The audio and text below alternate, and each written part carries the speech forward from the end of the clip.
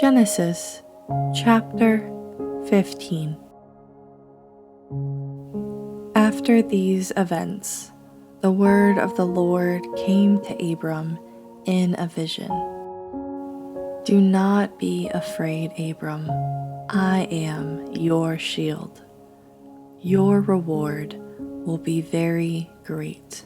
But Abram said, Lord God, what can you give me, since I am childless, and the heir of my house is Eliezer of Damascus? Abram continued, Look, you have given me no offspring, so a slave born in my house will be my heir. Now the word of the Lord came to him. This one will not be your heir. Instead, one who comes from your own body will be your heir. He took him outside and said, Look at the sky and count the stars, if you are able to count them. Then he said to him, Your offspring will be that numerous. Abram believed the Lord, and he credited it to him as righteousness. He also said to him, I am the Lord who brought you from Ur of the Chaldeans to give you this land to possess. But he said, Lord God, how can I know that I will possess it?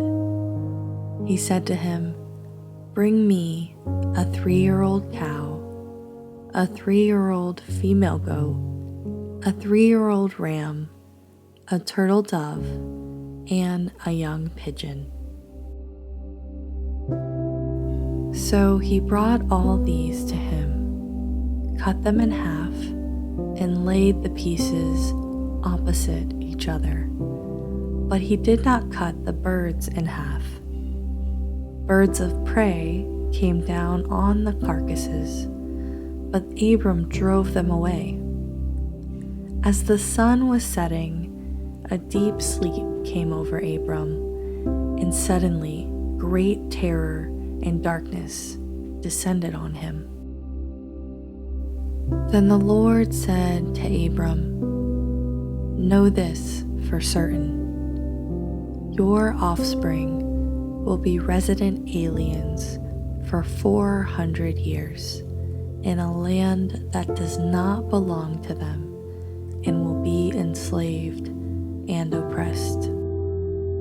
However, I will judge the nation they serve, and afterward they will go out with many possessions. But you will go to your ancestors in peace and be buried at a good old age. In the 4th generation they will return here, for the iniquity of the Amorites has not yet reached its full measure. When the sun had set and it was dark, a smoking firepot and a flaming torch appeared and passed between the divided animals.